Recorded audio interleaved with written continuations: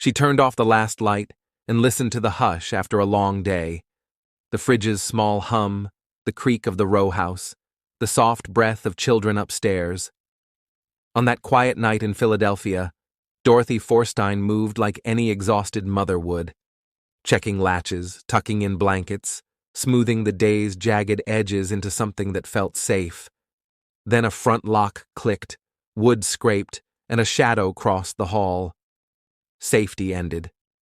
4 years earlier, someone had already tried to erase her. In 1945, not long after she married a rising city magistrate, Dorothy was attacked outside her own home. She was just steps from the door when a man came out of the dark and beat her until her face was a ruin of swelling and bone. The motive never made sense. Robbery was thin, vengeance thinner, and the assailant vanished. Dorothy lived.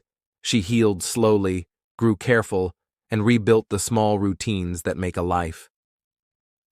By 1949, the Forsteins had a rhythm. The older children, Myrna and little Edward, slept upstairs. The baby, Harriet, dozed in a crib that seemed to swallow her whole. Dorothy's husband, the magistrate, often worked late, sifting other people's crises into orders and fines before walking home beneath the yellow street lamps. Neighbors knew the house. So did delivery boys and cousins. It felt like a place with good bones. Sometime after, a small sound woke Myrna, a footfall that didn't belong to the house. She left her bed and padded toward the stairs. The hallway was a tunnel of dimness. Below, light from the front room made a pale rectangle across the carpet. Myrna crouched and watched, the way children freeze before adults learn to narrate. A man stood in the entry. He moved with the calm of someone who belonged where he did not. Myrna later said the man wore a hat, his coat brushing the banister. She said that when he reached the second floor, he did not fumble. He went straight to her mother's room. Dorothy, awake now, had no time to cry out. Myrna heard a small word. Don't. And then a stranger's voice, too low to make sense. What she remembered most was how he lifted her mother, not like a rescuer, not like a lover, but like someone gathering a parcel he'd left behind. He carried Dorothy into the hall, her nightclothes trailing like a pale flag. At the bottom step, he paused, perhaps to adjust his grip, perhaps to listen for anyone else who might be watching. He did not look up. He crossed the threshold with his living burden and disappeared. The door closed as gently as a library book. The house seemed to exhale. Upstairs, the children waited. Minutes are slow when you're small and afraid. Finally, Myrna crept to the phone and called for help. What followed baffled investigators for decades. There was no sign of struggle beyond the rumpled bedclothes. No muddy prints, no cigarette ash, no broken lock or splintered frame. Dorothy's slippers were left behind. Her purse did not go with her. The baby slept through it. Neighbors had heard nothing unusual, and the block gave back only the ordinary noises of a sleeping city. Police flooded the house, then the street, then the neighborhood. The front door had been locked, they said. If the man used a key, whose was it? There were theories. Some said the 1945 beating and the 1949 disappearance were chapters of the same story, that a grievance had ripened and come back to finish what it started. Others whispered about enemies made in courtrooms, the invisible resentments that collect around a judge. Another rumor argued the opposite, that coincidence, grim and blind, had struck the same woman twice. But coincidence is a story people tell when they have nothing else to hold. Investigators drove the roads that led out of the city and those that looped back in. They checked hospitals and morgues and riverbanks, those places where answers sometimes float into view. They printed notices, took statements, and waited for tips that never became leads. A few witnesses thought they had seen a man carrying a woman into a car. A grocer swore he recognized a face from a clipping.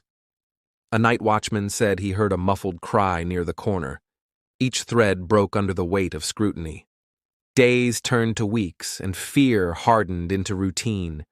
The magistrate kept working because work was the only thing that moved the hands of the clock. Friends came by with food and silence. The children learned what it means to answer questions you cannot possibly answer. What did the man look like? Did your mother say your name? Did she resist? Myrna's answers never changed. Hat, coat, quiet voice. The careful lift of a stranger gathering something he felt was his. Time did what it always does to unsolved crimes. It turned them into mirrors. People saw their fears in the empty spaces. Some insisted the husband had to be involved. Others defended him with the ferocity reserved for widowers who do not yet know if they are widowers at all. Friends spoke of Dorothy's gentleness, of the way she smoothed hair behind ears and folded napkins into patient squares. The newspapers gave the story a headline, then a column, then a few inches on page 7, and finally silence. The city moved on because cities always do. What remains is simple and unbearable. A woman once attacked tried to keep living. She did the small, brave work of normal days, and on a night with nothing special about it, she was taken again, this time completely. We have a child's testimony, bright and fragile as stained glass, a city's shrug, and a set of facts that fit together too neatly to hold. A door closed. A stranger descended the steps. 3 children slept on, because what else could they do? Sometimes the scariest stories refuse to explain themselves. The mechanism here is missing.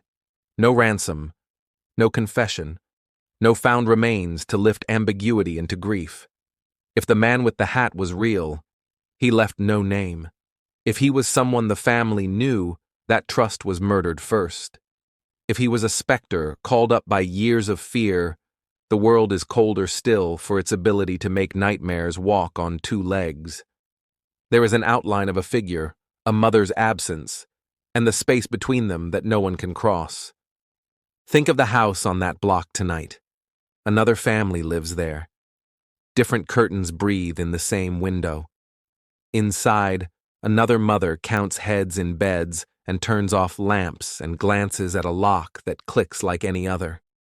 Trolleys became buses and radios became phones that glow like pocket moons. The ordinary rituals continue because they must. We are never promised answers, only the work of loving people while we have them and keeping a small light on against whatever waits outside.